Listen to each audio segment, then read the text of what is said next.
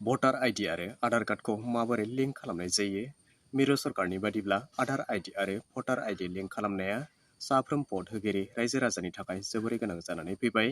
बेनि गुबै जाहोनानो जाबाय सासे सुबुङा मोनसेल' जायगायाव गांसेल' भटार कार्ड बाहायनो हागोन। जुदि बेनि अनगा सासे सुबुङानो गुबुन जायगायाव गुबुन भटार आइडि आरो गुबुन जायगायाव गुबुन भटार आइडि लानानै भट होयोब्ला बियो आयेन बेरेखा जागोन। बिदिब्ला दिनैनि बे भिडिअनि गेजेरजों माबोरै गावनि मबाइलजोंनो न'आव थानानैनो गावनि आरो नखरनि भटार आइडि आरो आधार आइडिखौ लिंक खालामनो हायो बेनि सोमोन्दै नोंथांमोननो फोरमायनानै होनाय जागोन। बुंनो थाङोब्ला गोबां नायगिरि बिथांमोना बेनि थाखाय भिडिअ बानायनांगौ होननानै कमेन्ट हरगासिनो दङमोन।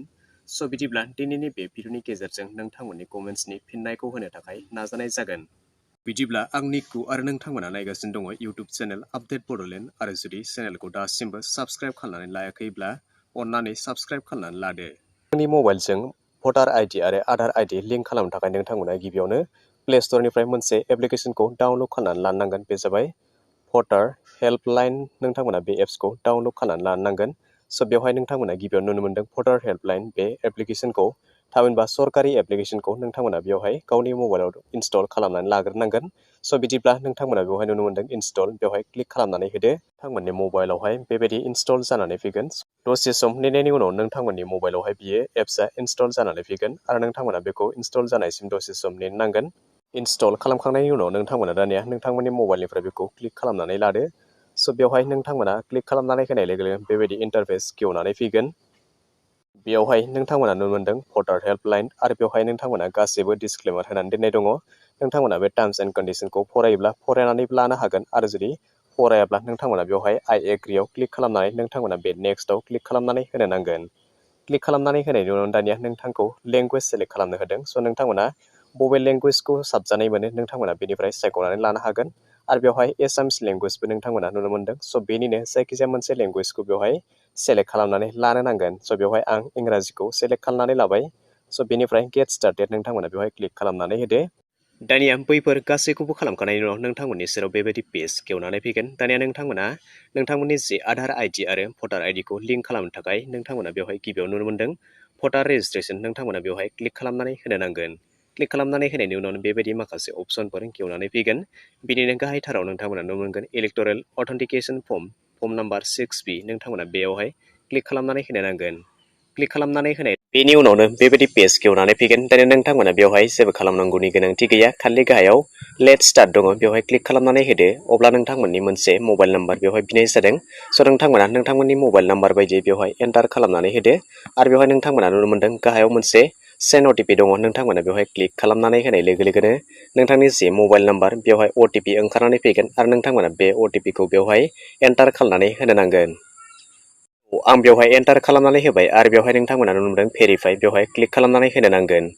बेनि उनाव दानिया नोंथांमोनखौ सोंनाय जादों जे नोंथाङा सिगाङावनो भटार आइडि थामहिनबा भटार कार्ड दङना गैया बेखौ सोंनाय जादों। जुदि नोंथांमोननियाव जुदि भटार कार्ड दङब्ला नोंथांमोना नोंथांमोननि जि आइडि नाम्बार बेखौ बेवहाय एन्टार खालामनानै होनो थाखाय खावलायनाय जादों आरो जुदि गैयाब्ला नोंथांमोना गाहायनि बे टिक थामहिनबा नो आइ डन्ट हेभ भटार आइडि थामहिनबा नोंथाङा जुदि दासिमबो भटार आइडि मोनाखैब्ला नोंथांमोना बेवहाय क्लिक खालामनानै होनो हागोन।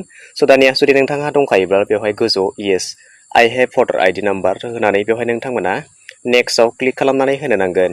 दानिया नोंथांमोना बे पेजखौ फिलआप खालामनो थाखाय नोंथांमोननि जे भटार आइडि बेखौ नोंथांमोना खाथियाव लाखिदो। बेवहाय दानिया नोंथांमोना नोंथांमोननि जे भटार आइडियाव थानाय आइडि नाम्बार बेखौ एन्टार खालामनानै होदो। बेवहाय आंनि आखायाव थानाय बायदि आं बेवहाय एन्टार खालामनानै होबाय। बेनि उनाव दानिया नोंथांमोना नोंथांमोननि जे रायजो थामहिनबा स्टेट बेखौ बेवहाय एन्टार खालामनानै होदो। बेनि उनाव दानिया नोंथांमोना बेनिनो गाहायाव पेज डिटेल्स दङ, बेवहाय क्लिक खालामनानै होदो। क्लिक खालामनानै होनाय लोगो लोगो नोंथांनि जे लिस्ट थामहिनबा नोंथांनि जे नाम बियो भटार लिस्टआव दङना गैया बेखौ बिथाङा थामहिनबा एप्सआ बासिनानै लागोन। बिदिब्ला नोंथांमोना बेवहाय नुनो मोनदों जे एप्सआ बुंदों बेवहाय नोंथांनि जे भटार नाम बे भटार नामखौ बेवहाय अट'मेटिकेलि नोंथांनि नामखौ नागिरनानै मोनबाय होननानै बेवहाय बुंनाय जादों। बेनि थाखाय नोंथांमोना गाहायाव जे प्रसिड दङ बेवहाय क्लिक खालामनानै होदो।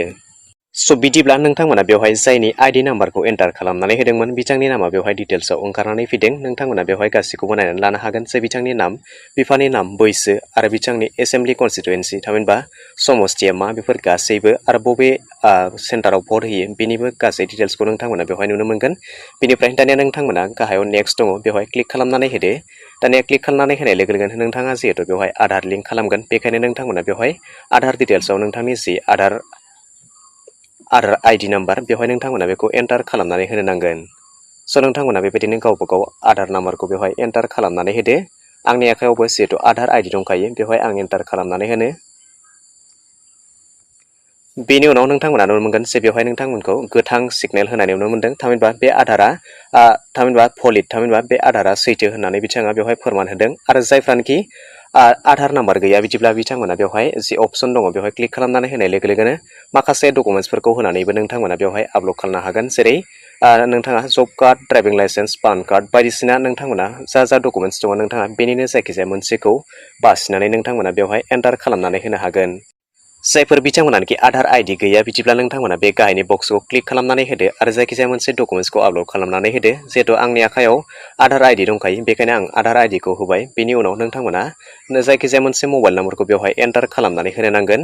बेनि उनाव गाहायथिंजाय फैब्ला नोंथांमोना बेवहाय एप्लिकेन्टनि इमेल आइडि थामहिनबा बियो अपसनेल होब्लाबो जागोन आरो होआब्लाबो जागोन। बेनि उनाव नोंथांमोना प्लेस अफ एप्लिकेन्ट थामहिनबा नोंथाङा बबे जायगानिफ्राय बे आर'जलाइखौ गथायदों बेनि ओनसोलखौ नोंथांमोना बेवहाय मेनसन खालामनानै थामहिनबा मख'नानै होनो नांगोन। बेबायदिनो गासैखौबो फिलआप खालामनानै लानायनि उनाव नोंथांमोना गाहायाव नुनो मोनदों डान बेवहाय नोंथांमोना क्लिक खालामनानै होदो।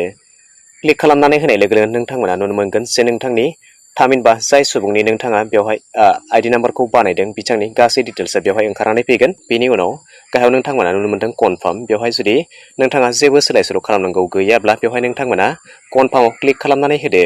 फाइनेलि आंनि बेवहाय जि फर्म साबमिट खालामनाय बेयो साक्सेसफुलि साबमिटेड जाबाय होननानै बिथांमोना फोरमायनानै होबाय। आरो बेवहाय नोंथांमोना मोनसे खोथाखौ नोजोर होब्लानो जाबाय जे बेवहाय रेफारेन्स आइडि नाम्बार दङ। नोंथांमोना बे रेफारेन्स आइडि नाम्बारखौ गोसोआव लाखि थामहिनबा बबेबा डायरिफ्राव नोंथांमोना बे आइडि नाम्बारखौ लिरनानै लाखि। मानोना बेनि गुबै जाहोनानो जाबाय नोंथांमोना जुदि इयुनाव जिहेतु नोंथांमोननि जि फैनो गोनां भटार आइडि थामहिनबा जुदि माब्लाबाफोर नोंथांनि भटार कार्डआ जुदि गोमायोब्ला नोंथांमोना बे आइडि नाम्बारनि गेजेरजोंनो गोदानै भटार आइडि नोंथांमोना दिहुननानै लानो हागोन। दानिया बे रेफारेन्स आइडि नाम्बारनि गेजेरजों मा खामानि मावनाय जायो नोंथांमोननो बेवहाय फोरमायनानै होनि जे दानिया नोंथांमोना बे एप्सनिनो हम पेजाव फैफिनदो आरो बेनिनो आगसिथिंजाय खनायाव बेवहाय एक्सप्लर होनाय अप्सन दङ बेवहाय क्लिक खालामनानै होदो।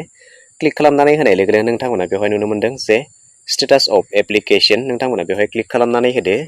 क्लिक खालामनानै होनाय लोगो लोगो नोंथांमोना नुनो मोनदों एन्टार रेफारेन्स आइडि थामहिनबा नोंथांमोना दा बावैसो जि रेफारेन्स आइडिखौ मोनदोंमोन बेवहाय एन्टार खालामनानै होयोब्ला नोंथांमोना जि दा बावैसो खालामबाय आधार आइडि आरो भटार आइडि लिंक बियो बेसेबांसिम जाफुंखो आरो रेजेक्ट जादोंना एप्रुभ जादों बेनि गासै डिटेल्सखौ नोंथांमोना बेबायदिहै बेवहायनो चेक खालामनानै लानो हागोन।